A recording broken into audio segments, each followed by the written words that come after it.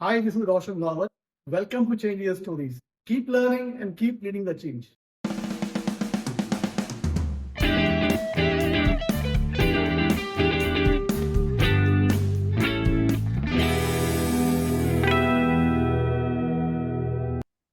Hi, Shahnas. Welcome.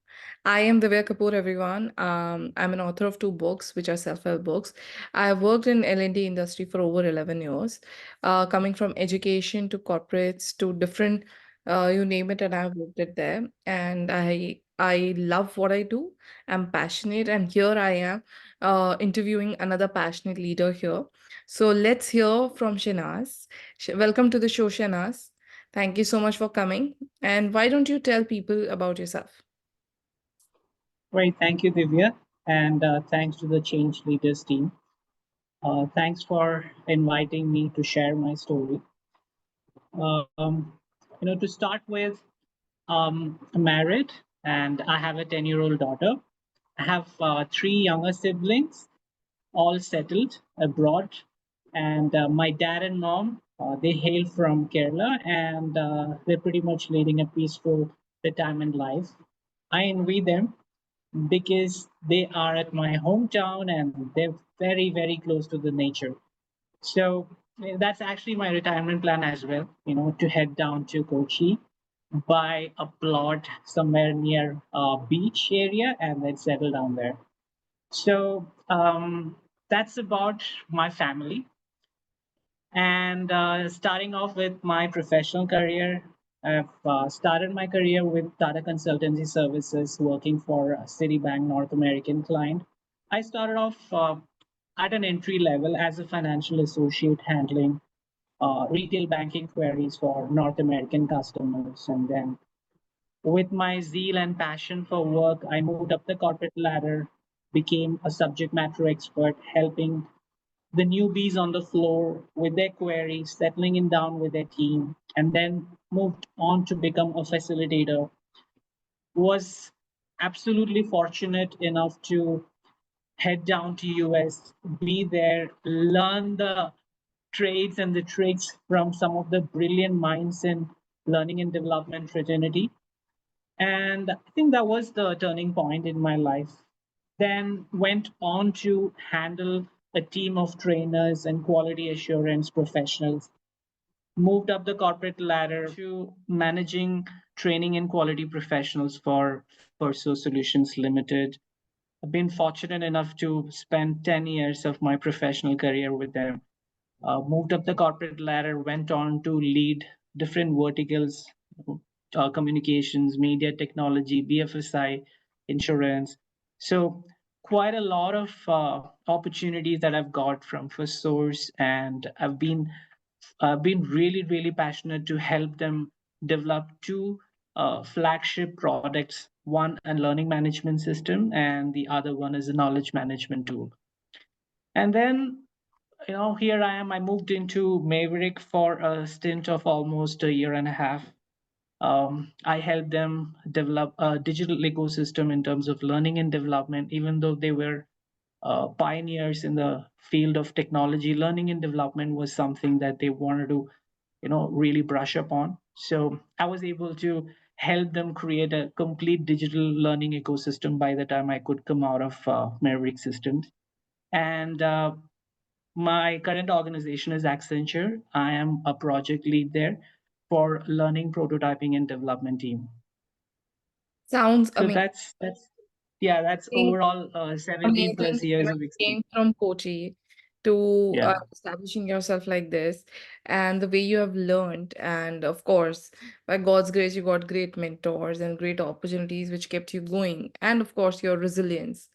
One important question, I think one thing where I would connect, you started with North Americans, your career. I started with South Americans. I started with Colombia, actually. Oh. Yeah, I am a Spanish. I speak Spanish. I'm masters in Spanish too. Oh, So I wow. was in Colombia. That is a different whole. It's a different topic altogether to cover. But going ahead, I would like to ask, what has been your story?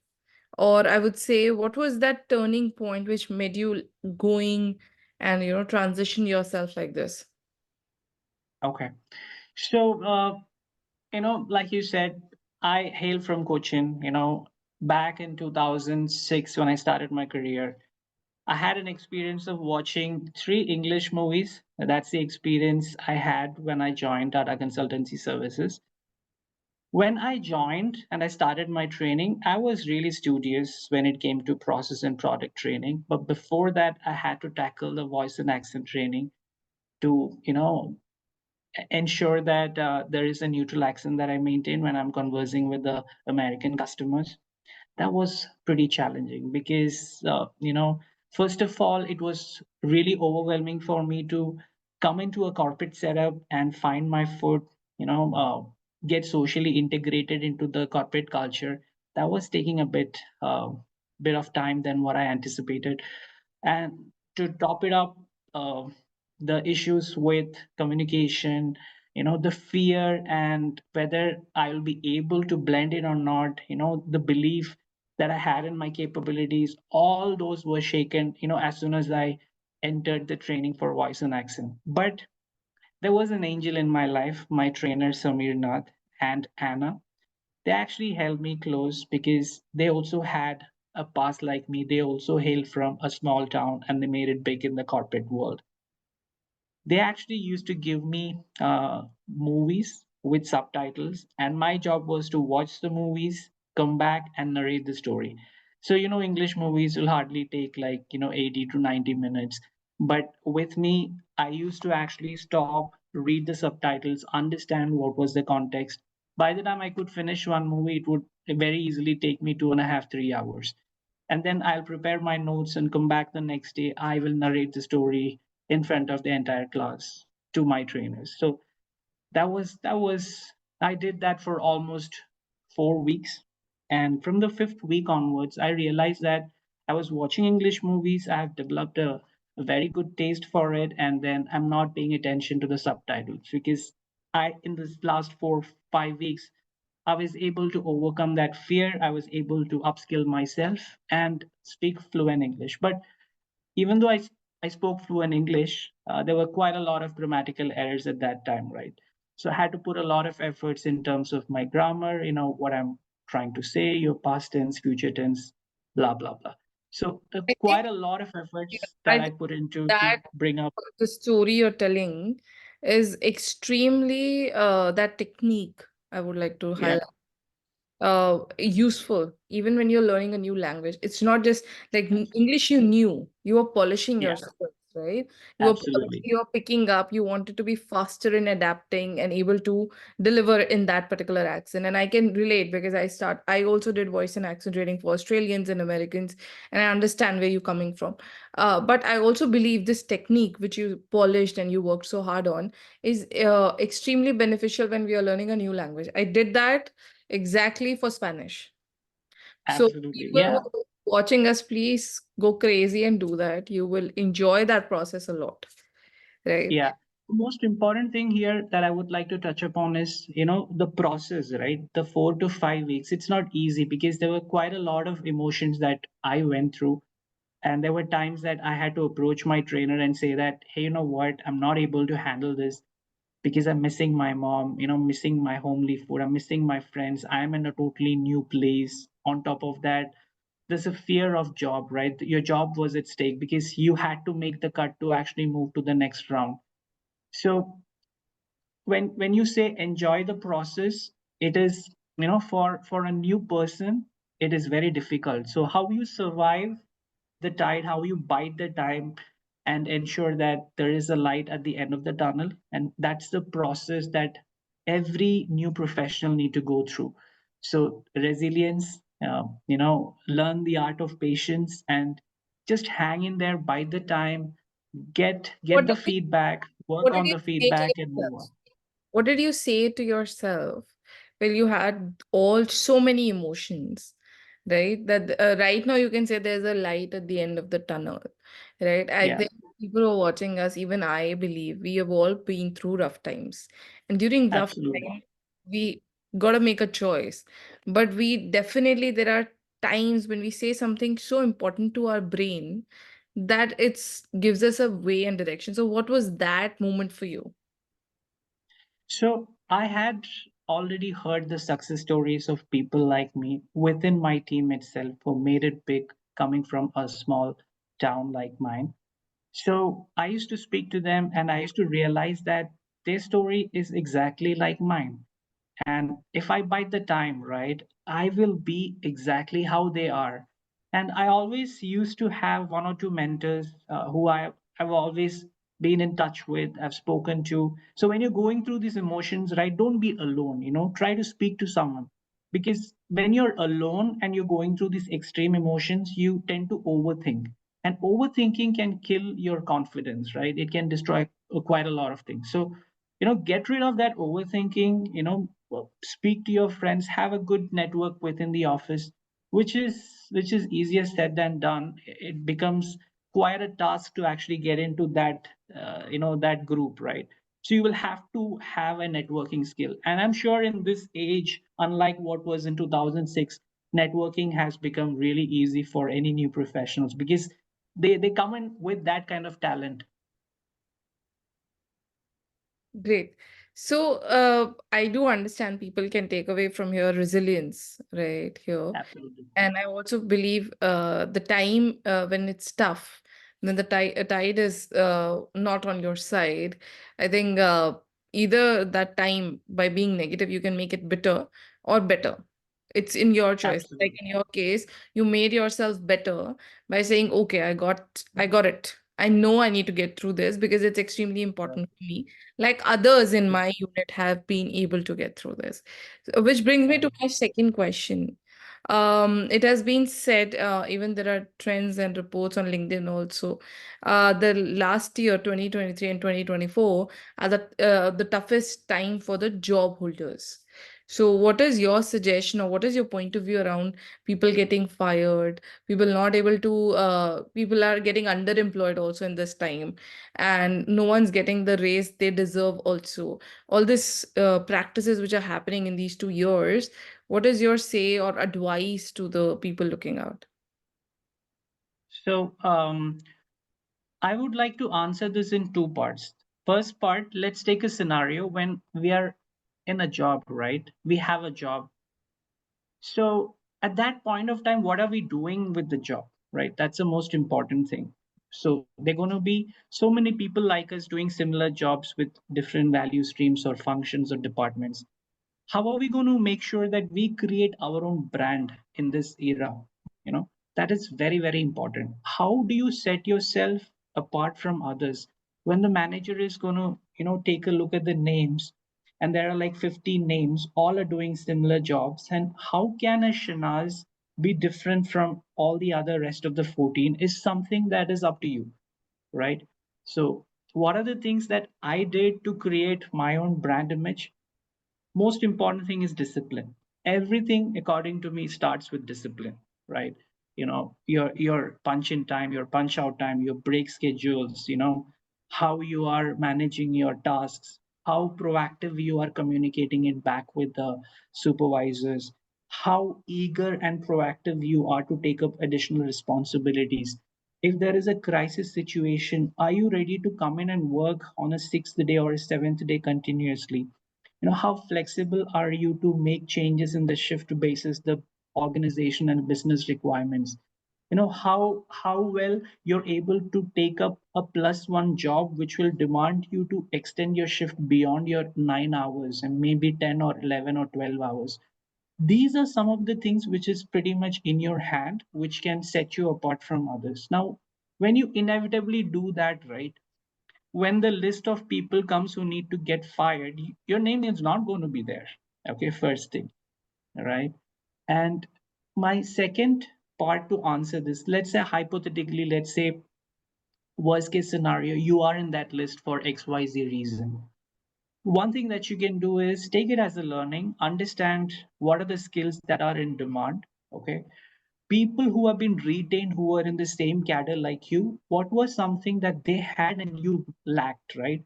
You identify that, upskill yourself in the next 1 or 2 months, take this as a learning curve, and once you've upskilled, right, then come back as a better professional.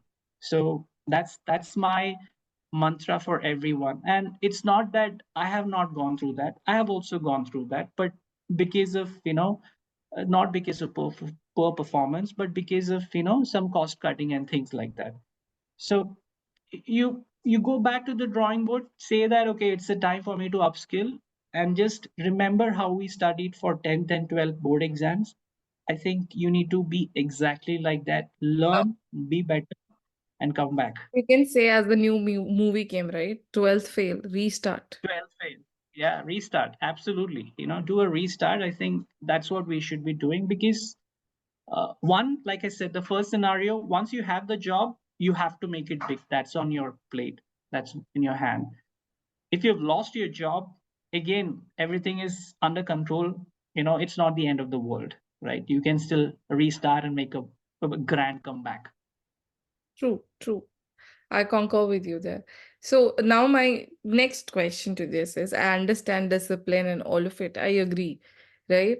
But now that's a generational talk, right? Now we have people like Gen Z and millennials. So this is not from the perspective of people looking out for jobs. This is more from perspective of employers, because attrition rate is a problem in many companies. So what is your advice to deal with Gen Z and millennials? Now, see, millennials are someone who's self-motivated. Okay, they have a lot of patience, and they are someone who can learn by themselves. So, through experiences, you might not need a special hand holding for millennials because they come in with, that kind of expertise, that kind of mindset, because they've seen both, you know, this side and that side of the coin. Now with Gen Z, right, it's more digital savvy. It's more, whatever you're presenting to them need to be digitally savvy, and it needs to make sense. It needs to be relevant. It needs to be engaging. It needs to be immersive. They're going to knock down anything which is boring, which means that, let's say I'm curating a content. I can't give a content which is like a 90 minutes or 120 minutes, because that's going to go above on the top of their head. No, nothing is going to get retained. Can I create a 2-minute video which can inspire them, right? That's Because it's an where era of micro social. learning has happened, right? Absolutely, absolutely. So, you have to mold your interactions and engagement with Gen Z in such a way that they are liking it. It's making sense to them. It needs to be relevant. See, you cannot introduce a topic with 30 minutes lecture to them. Okay, you just show them a 2-minute video. They understand because information is on the tip of their hand, unlike what it used to be for millennials. They come in with a certain amount of knowledge for anything. You talk about any topic, they can actually engage with you in a good discussion. True. So leverage from their experience, inspire them, and create an ecosystem where they can socially collaborate. And that's the most important thing. They need to be able to socially collaborate. For example, your Yammer. Yammer is something that we use in different organizations, right? It's you can build a community where people can share their views, post their ideas, knowledge sharing, content sharing, collaboration becomes so seamless in Yammer. That is something that you can use, right? MS Teams platform. There's ample ways and methodologies where you can collaborate. You can actually understand who is the best person in the organization through some or the other way. Approach them. Can you be a mentor for me for this particular topic? Try to learn from them. There are forums available, podcast available. You have YouTube videos where you can actually get yourself upskilled on certain trends and topics that is of your interest and that is actually pertinent and significant to the organization growth. So quite a lot of things that we can do. But in an organization, if you're having a lot of attrition, your Gen Z is leaving you, it is predominantly because the ecosystem that is built is not something that they're liking. Neither there are upskilling opportunities, nor there are, opportunities for them to move up the corporate ladder. Unlike a millennials who will be stuck to a role for 4 or 5 years, and we will still be happy, we'll still be waiting for that aha moment when we will get that promotion. Gen Zs are not like that. They are absolutely impatient, and they would give a year and a half, 2 years, and they will see how it's going. Maybe less than that. It's we can deliberate that, but yeah, within 90 days, they would understand whether this is a firm that is fitting, their capabilities or something in their mind which will help them in their career aspirational goals. So they understand that, and then they move ahead. Also, I think I would like to add here, I think millennials are more impact and purpose driven. I would not say Absolutely. full of patience for sure, because the generation before always say millennials don't have patience. But if they get the impact and purpose, they're driven. With Gen Z, Absolutely. as you rightly said, everything is digital or nothing at all. For them, it's instant gratification. If you get it Correct. now, I am ready for it. If I don't get it, that's why a lot of bosses say, I employed another intern. He left in 2 days, and I don't understand what's happening. And I've spoken to so many people who are surprised at this new 2000 generation. They come and they go, and they're like, it's okay, because I think the good thing is our society has overcome a lot of taboos, right? But the bad thing is because the taboos have been removed, they don't feel a pressure of anything, so they're like, it's okay. Big deal. I'll find something else. It's okay. I'll figure out. I'll become an artist. I'll become an influencer. At least millennials had the purpose and the impact. Gen Z, I think if they would work towards the impact, would be great.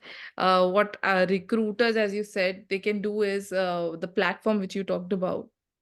I think that'll be really interesting if they feel they are socially influencing, digitally occupied, and definitely micro learning works like magic. Absolutely. Absolutely. And in today's world, what I've realized is there is a thin line between the art of resilience and your mental well-being. So, most often than not, it is mistaken. Mental well-being doesn't mean that, you face a situation, there is a trouble, you quit. No, you should not be quitting, right? So if there is something that's bothering your mind, it's affecting your mental well-being, not necessarily it means that's something toxic, right? It is a nature's law that, everything has its own process of, falling in place. There's a specialization that happens in a professional career. You cannot get into a job and become a star overnight. It is a process. There's going to be a lot of things that makes you a better professional to move up the corporate ladder. So are you resilient enough and are you patient enough to understand that, put in the extra efforts, uh, the 9 yards, and come up the curve is something that you will have to decide. I think resilience word is not existing in Yeah. today's era, right? And I do understand that it's so important. And no matter Right. what we say, the companies are looking out and they want people who are resilient, who are patient, and who want to make a difference, but not yet willing to quit, as you said. Right. And toxicity also has taken its shapes now. When we used to say our work culture is toxic, we meant the boss is breathing down the neck. We are working Right. 20 hours a day. And still, despite the fact that, on the metrics, we are producing a 10 on 10, I am being said that you are good for nothing. Now, that's toxicity because you have no pointers. Today, even if the boss says, I need the report by EOD, they call that as toxicity because they were asked 4 days before that you can give it in a week's time. All of a sudden, that week's time reduced to 1 day is toxicity. So I think, as you Right. said, everything cannot be toxic. Please define it. Absolutely. Right? Absolutely. So Absolutely. now this is bringing me to an understanding. Why don't you share a personal experience where you felt that these things should be changing at the workplaces, and as a leader, you changed it. If you couldn't change it as a follower, but once you got a position, you made sure these things won't be repeated. Okay. That's a beautiful question. I think uh, one of the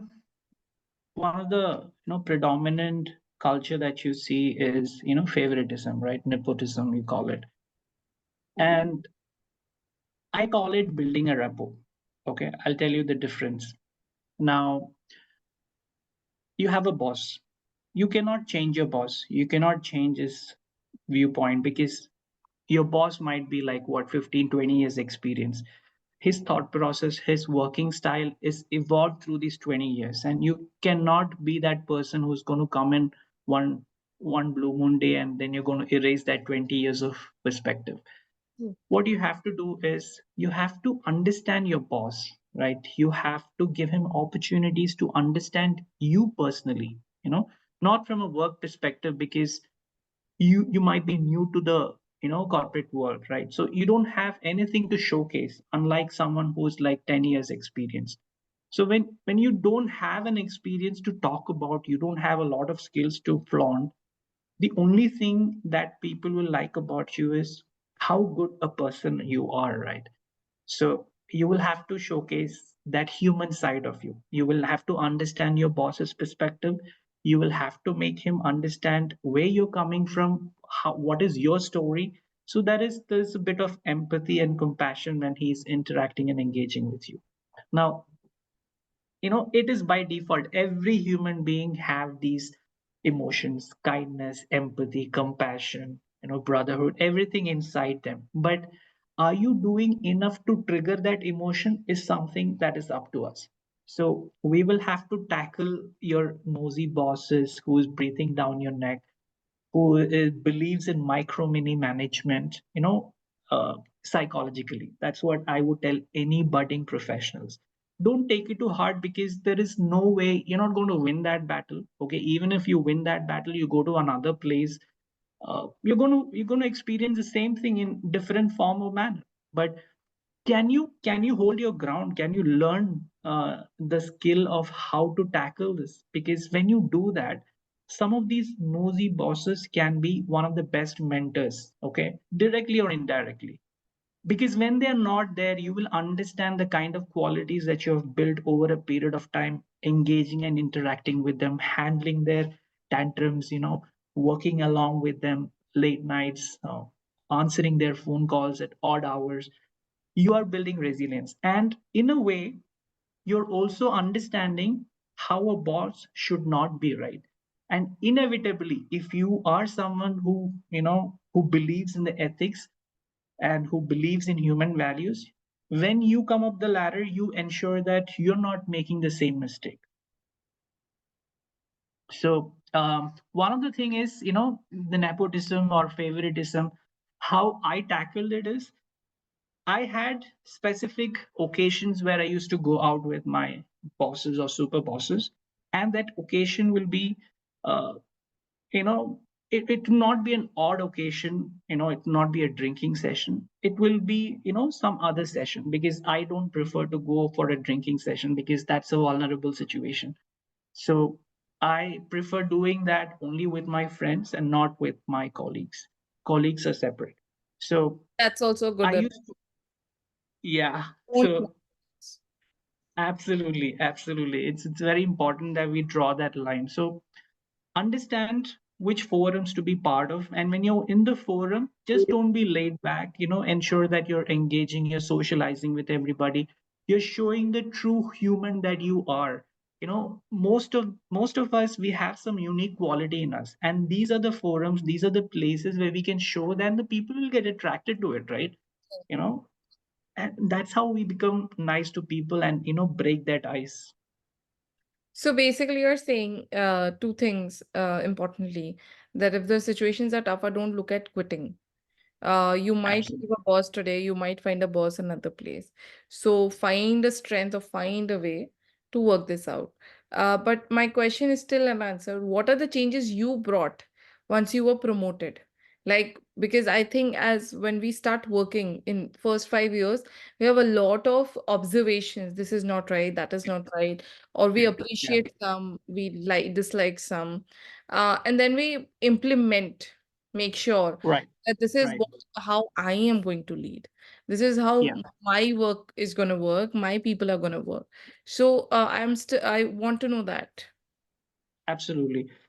Good question, but I couldn't answer that because I was more intrigued, and I went deep into the other aspect of rapport building versus nepotism, right? Okay. this one, very, very important, something which is close to my heart. Managers, they tend to give a lot of gyan, they tend to give a lot of advices, but they don't spend a lot of time coaching, mentoring, and hand holding. Okay. Now there is a drastic difference between you being someone who is flushing out, proverbs or codes or stories to them, and then there is another side to a manager who, when your subordinates are at job, you're with them, you're actually understanding what are the difficulties and challenges they're going through, you're helping them while they're on the job, and not waiting for a review and then you take their case and you speak to them disrespectfully, you tell them that you're good for nothing. No, your chance to tell them that you're going wrong is when they're actually doing the job, not when they've completed it. So if you can, and that's a complete shift in a managerial style that I brought in when I became a manager, because I realized that you're going to have a team, right? And inevitably 20 to 25% is always going to be new people, and the rest is going to be, there's going to be a mix of tenuity in your team. True. So I kind of used the tenuity to leverage their experience for the newbies. So I used to assign buddies to them, and whenever there was a chance, there was an opportunity, I used to actually act as a buddy for certain individuals. Not everybody can be compatible, right? So if I see there is a compatible issue between two people, then I say, okay, let me jump in, let me be the buddy for this individual.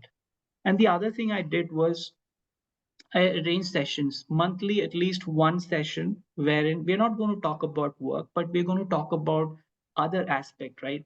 Your social skills, your life skills, how important it is to tackle failures.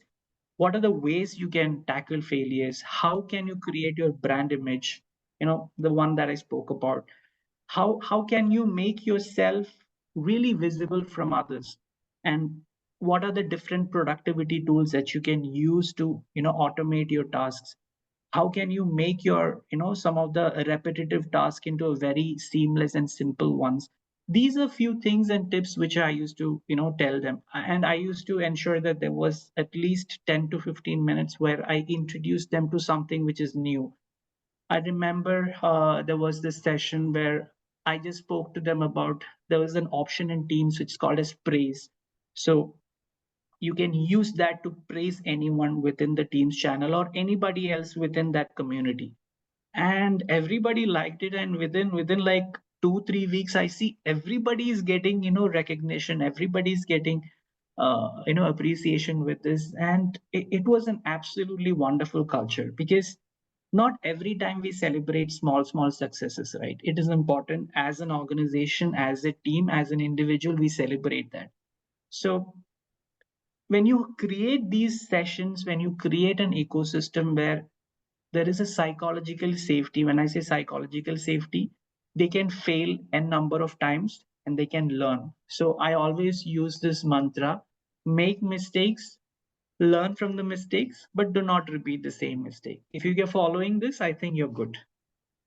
I think that's a great mantra.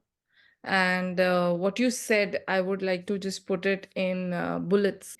I think if you foster a culture of trust and collaboration, anyone would like to speak up to you. And if you create a team where everyone is looking at uh,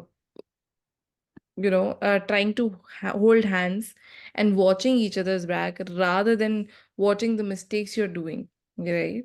It's a great team culture. Also, a very important thing, you are allowed to make mistakes, but please don't make the same mistakes over and over again, right? Be Right. flexible, Right. intelligent. Correct. Absolutely. Absolutely. Okay. So, what is one thing you think you've worked in different organizations? I'll not like to name them, but you would like to highlight that they have done it right, and other organizations should learn from them as an HR Okay. point of view or as an employer standpoint of view, up to you. Yeah. So, to be honest, I've been fortunate, whichever organization I've worked for. The reason why I stayed back there, for X number of years is because of the culture. So, you talk about I've been very loyal to an organization. No, you cannot be loyal to an organization unless and until it provides you something, right? It's always a give and take. So, one of the best things that I've realized is, again, I am going back to this phrase psychological safety, right? You're encouraged to speak up, good or bad, right? You have your own point of view. You are an individual of a different caliber. You've been hired because we believe in your abilities, and you need to speak up. And that is something that I've seen, which has been encouraged across organizations that I've worked for. And that speaks volumes about the kind of culture each of these organizations are embracing, right? So there's an opportunity to voice out your opinion, there's an opportunity to apply your skills. Maybe you might fail, but there will be quite a lot of coaching, mentoring that will happen.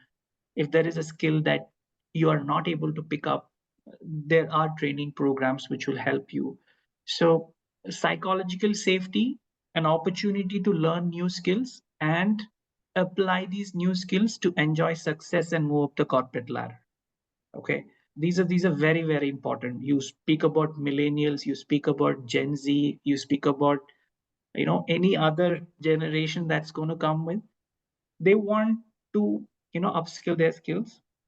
They want to be able to apply their skills, and while applying they should be able to enjoy success, and they should be able to fulfill their career aspirational goals, both professional and personal, right? So if if an organization is able to create that, your attrition rate, your issues with productivity, your competency metrics, everything is going to go in a different tangent. So yeah, and to be honest, I've been fortunate enough to work with some of the great names in the industry, and that's again another thing, right? Not everybody gets that opportunity to work with bigger firms and enjoy that kind of culture. Again, it's a choice that we make. See if it is working for you. Try to knock at different doors, be a part of forums. Whenever there is an HR conclave or an HR open house, try to voice it out, try to understand what is your leader saying about some of these challenges and issues you're facing, and you still feel that no, this is not the right place, then you will have to switch. I think something which is rightly said by you is psychological safety, right? That's where where we say the leaders are secured. Right. The kind of people you're working, the boss you're working for is a secured leader, and that then only you can have a psychological safety. And no matter which generation we talk about, everyone would prefer it, even in your own home. When you say I'm not at peace, is generally because you feel you cannot be yourself. And in Right. organization also, where you always have to pretend or think 10,000 times before you speak. Even if you have been working for 5 years with the same boss, you still feel you're walking on eggshells. Again, that's a psychological safety concern, right? Right. So I think that's extremely important, cannot be undermined at all. And everyone, I think, after you've worked for around 5 to 10 years, all you want is a safe workplace where you are progressing, growing, yet you're getting to experiment, which again you said, Right. you're supposed to get that experiments. You're supposed to be able to use your skills. You're not supposed to feel that, I have become redundant, right? Those Right. opportunities are coming your way and all of it. So I think those makes a great organization. And I would I like to close this on something very important. You started with your struggle, then you brought it to resilience, then you brought it to peace, then you brought it to a space called accepting changes and looking Right. up psychological safety. I think that rounds off for anyone and everyone who's starting their career, or they are looking for a transition, or they are progressing in their company. I think these are the few attributes which we need to persevere, to be resilient, to be giving, yet to be drawing lines where it's required also, right? So I think that's beautifully said what you said, Shinaz. I think that's just amazing. Thank you so much for giving your time. And I'm sure this episode would be very interesting for people to take away. What is your closing note for the people? Oh, it's been fabulous. See, not every time you get this opportunity to, go back to what you have done, pick up some leaves and explain about it. So that's a brilliant thing. And some of these sessions, one for the listeners, it is definitely insightful. Personally, for people like me who are constantly doing this, go back, what have you done, do a retrospection, and then pick up couple of leaves and tell that it actually inspires us. I always love to be grounded, and my closing note for everyone is always be grounded. Do not forget where you came from, the struggles that you have fought, and be empathetic to one another. It could be within your direct team or within your organizations, because everyone is fighting a battle of their own, right? An unsaid battle. So absolutely an unsaid battle. So be empathetic, be compassionate, and wherever possible, share wisdom, share knowledge, because anything which is not shared is of no use. Agreed. Thank you so much, Shinaz. Thank you. It was Thank you lovely so much, Divya. having your thoughts here. Thank you. I hope you like this video. Do comment in the comment section below. If you like it, do share it, subscribe to the channel for the more such interesting videos. Thanks for watching.